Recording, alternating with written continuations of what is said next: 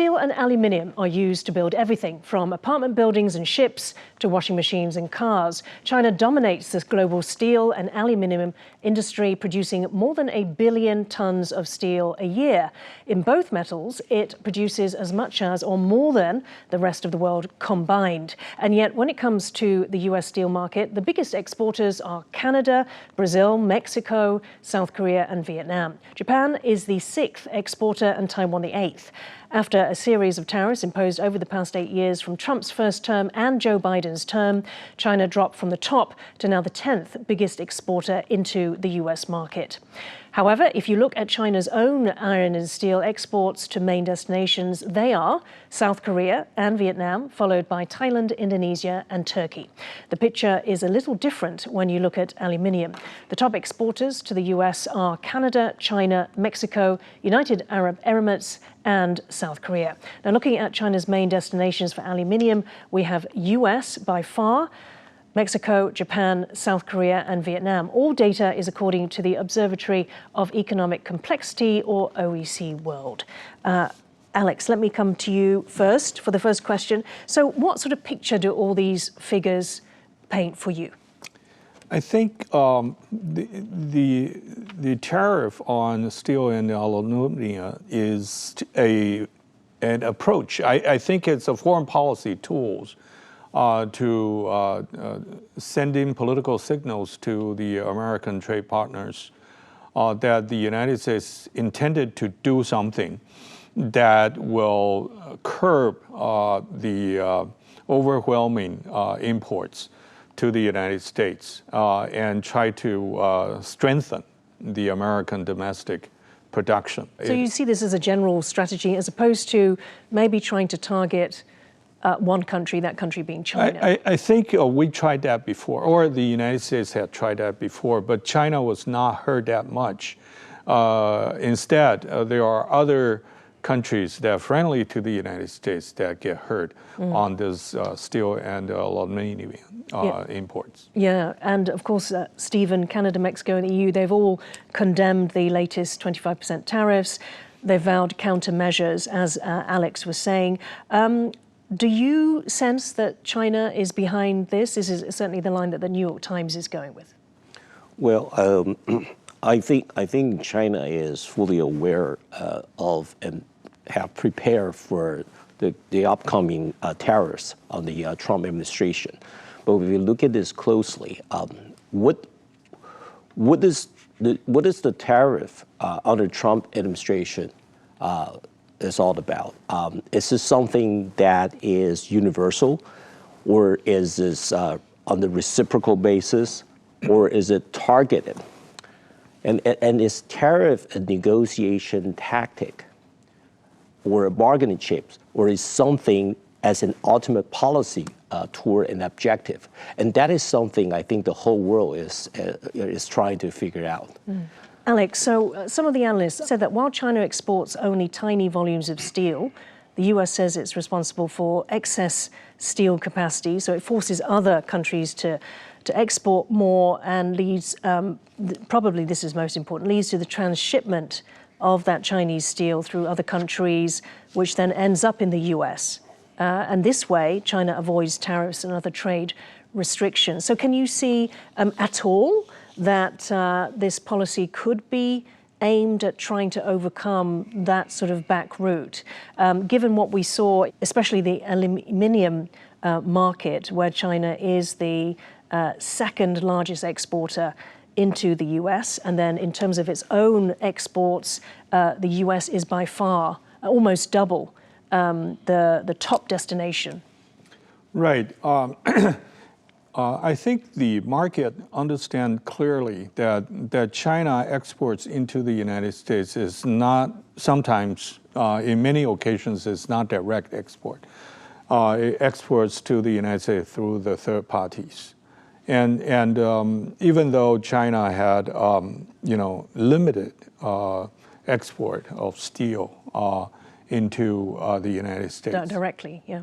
Directly. But overall, when the tariff is imposed, China may directly get hurt less than those countries that serving as an interface or a third party and sell it into the United States.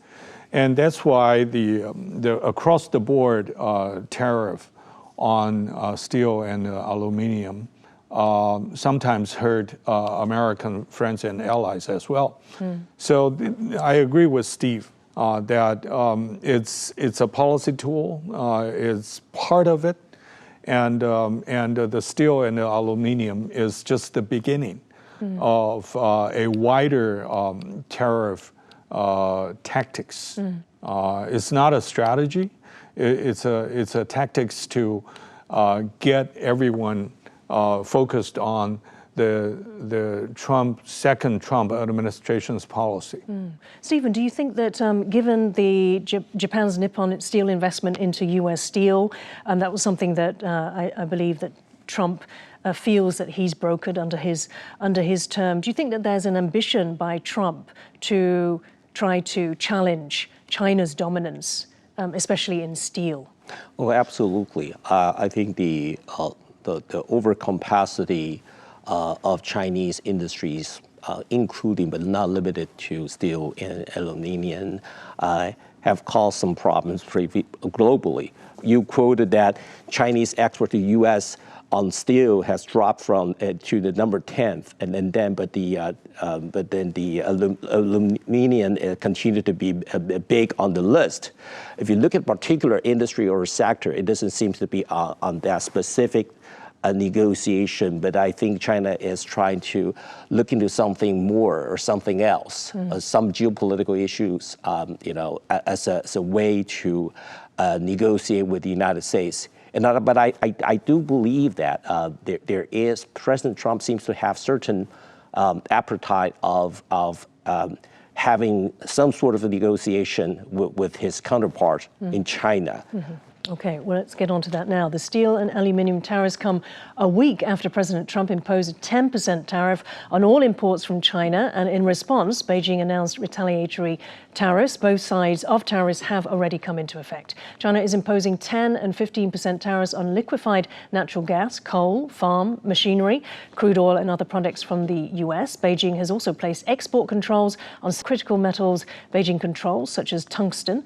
It has also launched an antitrust investigation to Alphabet, Google's parent company, and placed PVH, the parent company of Calvin Klein and Tommy Hilfiger, on its unreliables entities list. In response, Trump said he is in, quote, no rush to call Xi Jinping and describe the tariffs as a, quote, opening salvo, though he did warn that they could become very, very substantial if no agreement is made. Alex, both the US and China, they left only a few days between announcing these tariffs and then them coming into effect. So we have to assume that, both sides, not at the leader level, but below that, were negotiating. What's your understanding of perhaps why an agreement wasn't made? First of all, given the very fact that the second Trump administration did it very fast to impose on the tariff on China, and China react also very quickly. That means that both sides had all expected, the tariff war long ago, and they had meetings, simulations, and tried to figure out and given all kinds of different lists with the different layers and perimeters. And so this is only package one yet.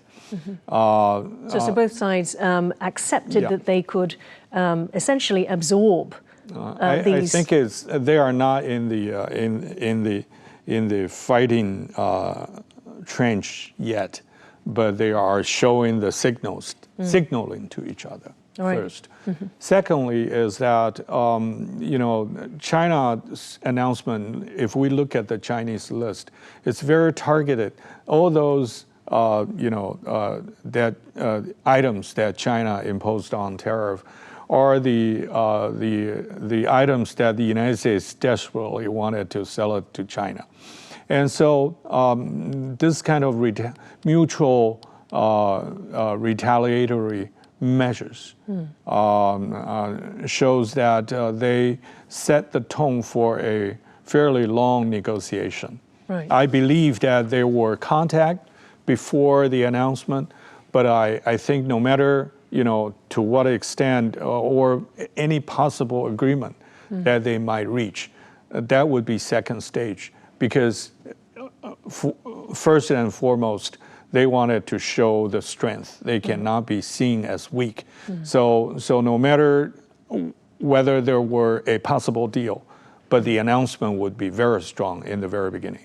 Right. So, Stephen, do you agree with that analysis that quickly imposing tariffs, both sides, or it's China in response to Trump's, that was needed in order to show strength, or do you believe that an effort was made, but perhaps Trump was asking for measures on fentanyl, on Ukraine, on Iran? I do agree that this is just a starter. Remember that before Trump was elected, what did they say about the tariffs on China? 60% to 100%. Now you look at this, particular industries universally on 15%, and China particularly on 10%. And if you look at Chinese countermeasures, it's very targeted and specific. It's 10 to 15% in certain investigations. So that tells me that both sides leave room for further negotiations and possible trades on other issues. Issues such as I mentioned, geopolitical issues, not necessarily directly relating to the export controls on technologies or customs tariffs, but other big issues geopolitically in this part of the world and elsewhere. And whether or not that has got started, and what would be the cost or the trade-off, that remains to be seen. But I do believe that this is just a starter, and then there are more to come.